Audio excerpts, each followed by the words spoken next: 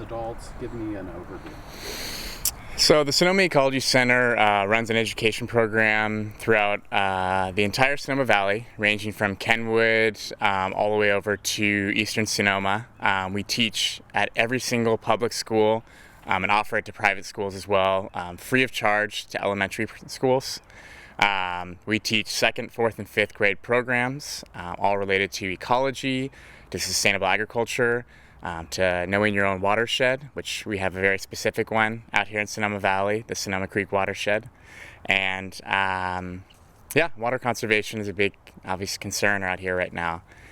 We do 5 weeks of lessons, and we do a 4-hour field trip. And we offer all of our curriculum as Common Core standards. So we supplement the life science programs within the local elementary schools. So if we could just maybe turn the volume down a little, because you were speaking a little bit louder when we started the interview. So. All right, sorry. Yeah, no problem. And just say a sentence for me. My name is Tony Passantino, educator for Ecology Center. Yeah, same volume you were just speaking at. All right. My name is Tony Passantino, educator for the Sonoma Ecology Center. Sorry, I'll try not to vary my range. It's easier when you have a single sentence than when you do an ongoing thing. So, explain why, and I'm assuming this is the case, explain why hands-on education, hands-on learning, is better than just a kid being told something.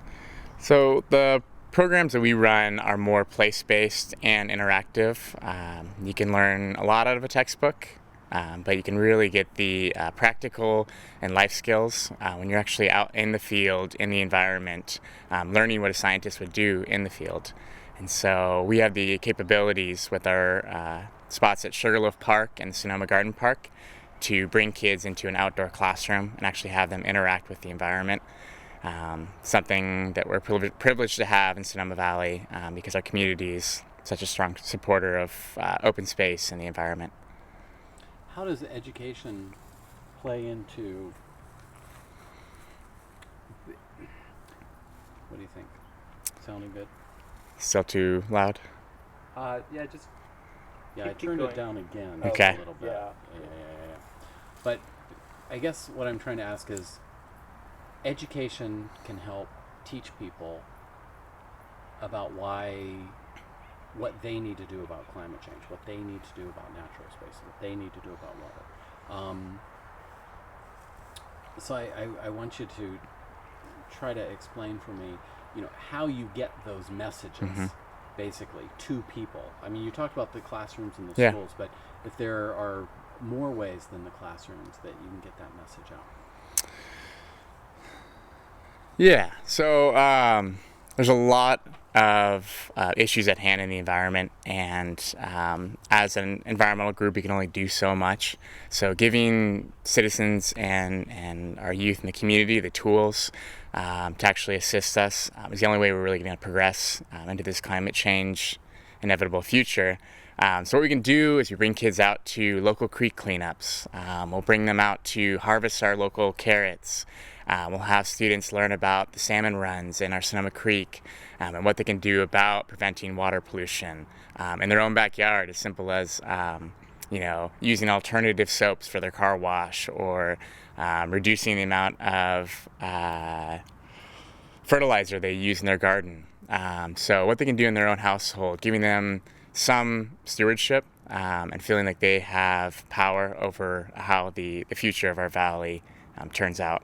I think it's really inspiring in a time where people can have a lot of fear about the issues. We need to have some sort of way to act out and fuel, the community to actually support the environment and this kind of future climate change issue. Could you talk about how education to young people then sort of migrates into their family and in their community? Yeah. Sort of it starts with the kids? It's easy to teach kids. Kids are sponges. They love to learn about it. Even though there is this age of technology, you bring kids out into a park or out into the garden, they still light up. They still have that youth and excitement about it. I think that kind of translates to their parents as well. A lot of things that kids do also is they will get on their parents' case if they see something that's environmentally, if they're doing something wrong in the environment, like not recycling or something. You'll get a lot of kids that really jump on their case about doing the right thing. A lot of kids have really been put the weight on their shoulders of this is going to affect your generation. And I think they're really starting to react to that. They want to make sure that their generation is a healthy generation and they get the same experience that we've had. Is there anything that I haven't asked you that you want to make sure that you talk about in what you do? Yeah, I can just kind of go off on a couple things. So we also have, we have a youth program that's actually job training for local high school students. We're really trying to get a lot more students interested in environmental careers, being our future employees at the Ecology Center. We want them to pursue majors as they go into college in the environmental field.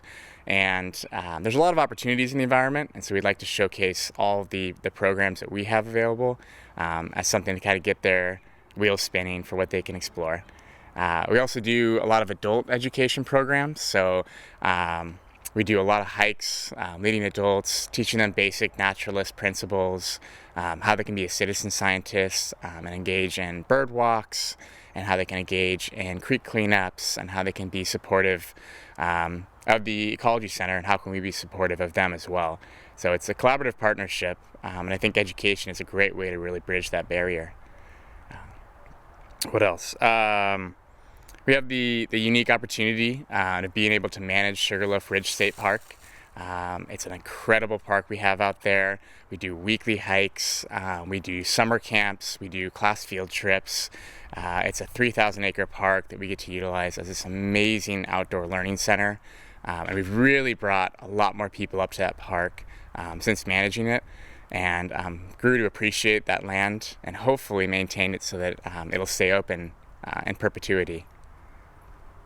Yeah, Excellent. cool. All right. Yeah. Fantastic. All right. Depends on which